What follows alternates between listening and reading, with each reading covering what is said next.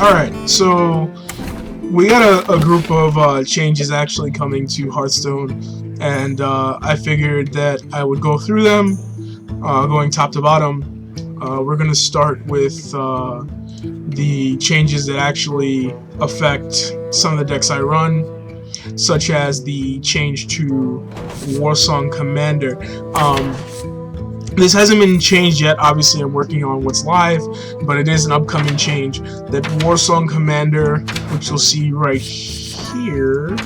Okay, well, right here. Warsong Commander right now gives all other minions have charge. In the patch, what it's going to do is minions that have 3 or less attack are going to have charge, and it's basically meant to combat this deck, the OTK Giant deck, where you try and get out the Molten Giants, you get your life down to 10, you get out the Molten Giants, and you put out a Warsong Commander, and you basically kill someone in one turn.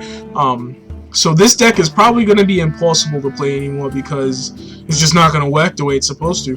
I think the nerf to Molten Giants OTK is necessary. OTK isn't healthy for the game, regardless of how fun it is to play. It's incredibly frustrating to play against. It's not healthy for the game. What it does do is it completely ruins this card, though. Warsong Command is going to be a very bad card to play because unless you're running a very weenie deck with low attack minions, then it's not going to be well worth playing. The other change they're making for Warrior OTK decks is they're making charge the spell. They're making this a 3-mana card. It gives you one of your minions charge, and it gives it +2 attack. So effectively, it's actually a buff to the card, but it nerfs the Gore Howl Alexstrasza combo. Because right now the combo you want to run is you take Alexstrasza and you get the opponent down to, you use it to immediately drop the opponent down to 15 life. You give her charge, which costs 0 now, which you can. She's a 9-cost creature. You give her charge, which costs 0 right now. You run her into the opponent, and then you basically just smack them once with Gore Howl and do another 7 damage. It's really not an OTK. It's like a 2-turn kill. And to be perfectly honest, it really isn't directly nerfed by this, because now it's easier to see coming. And you can still do it. You still just toss out Alexstrasza 1 turn, drop their life to 15, hit him with Alexstrasza the next turn, equip Gore Howl and hit him with that. So I think this deck is actually going to survive the change, but I don't think that the Warrior OTK Giant deck is going to survive the change. I think that deck gets scrapped. Other changes that are very warranted are there's going to be a change to Blood Imp. This card is now going to be a 0/1 with stealth, and instead of giving all your minions stealth passively, it's going to give 1 minion at the end of the turn stealth. 1 minion at the end of the turn health, excuse me, +1 health. So it's going to be kind of like a young priestess, a 0/1 stealth young priestess, which is good because now it means that a warlock can't just trade infinitely better than you because all their minions have +1 health. It also means that the Blood Imps are even more susceptible to AoE, and the fact that they have no attack means that they can't really be used unless they get power overwhelming to some other buff. It works to kind of counter the fact that right now Warlock aggro, be it in the form of Murlocs or anything else, is just the best deck to play. Another change, which is actually pretty necessary, is actually for a card I don't own because I don't play this class, is Pyroblast, which as you can see I don't have.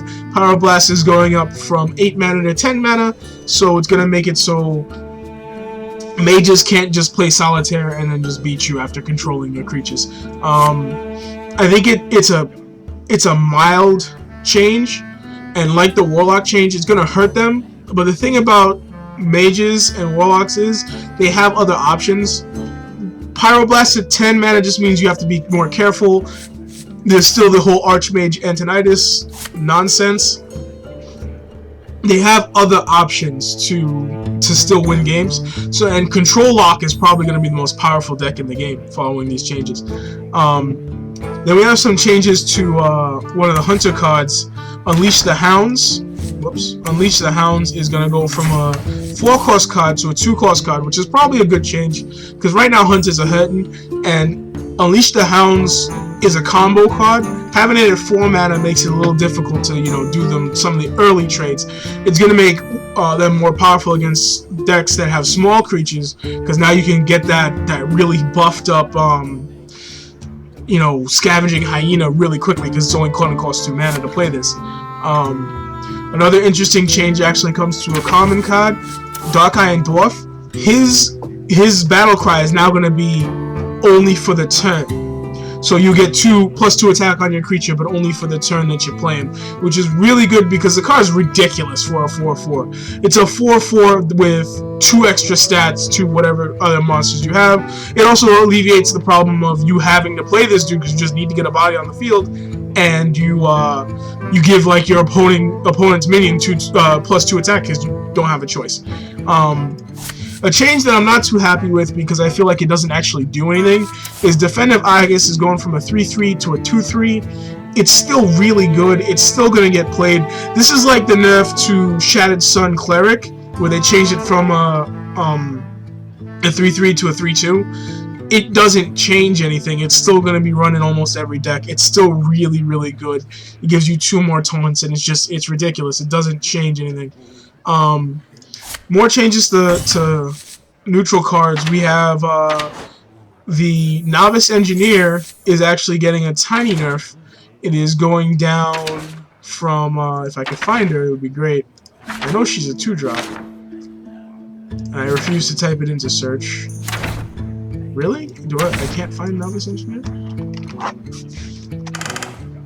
Do I not own Novice Engineer? I own, hold on. She's a 2-drop, isn't she? Uh-oh. I'm pretty sure she's a 2-drop. Where are you, Novice Engineer? Okay, well, Novice Engineer, which I was certain is a 2-drop and should exist, and that I own, she is going from a 1/2. There she is.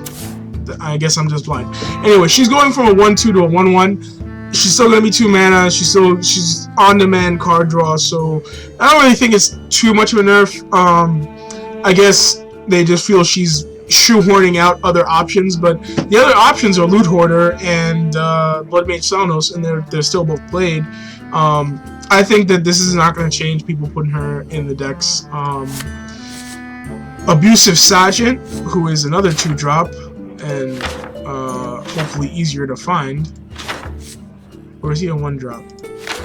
I don't even know. I'm so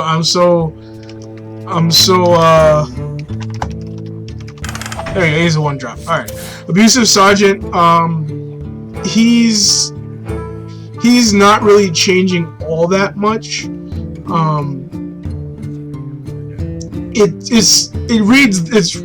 It's the same thing as Dark Iron Dwarf. He's not changing. It's more so the reworking his tooltip to match Dark Iron Dwarf.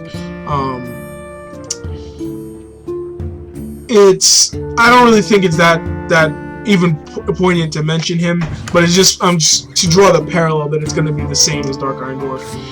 The last change, and one that people who have been screaming about, is the Sylvanas change, where they're going to turn Sylvanas from a 5-cost to a 6-cost creature, and they're going to keep the same stats, same death rattle. It's nothing is different. Only you pay 1 more mana for Sylvanas. I don't see how that's at all detracting from the CAD, because it's still she's a 5/5 for 6 with a mind control death rattle, a random mind control death rattle. So she's still gonna be a good card.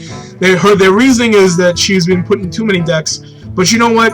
This isn't gonna change that. She's gonna be in every deck that's sensible enough to run one of her, and it doesn't change anything. Though she is the best legendary, and part of that is because she's a 5/5 for 5. Now she's a 5/5 for 6, which really isn't bad. Considering like other 6-drops, legendary 6-drops, you have Karn, who's, don't get me wrong, Karn is a good card. Then you have Illidan, who's an okay card.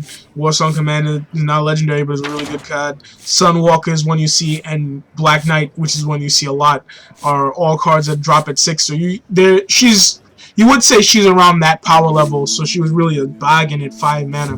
But those are the listed changes, and they say it's going to be the last set of big changes to cards before they release the game into open beta, which is great. Like I said, the decks that are really going to get hurt by this are like the aggro mage that tries to rush you down so they can just power blast you at 8 mana. The OTK warrior deck is dead.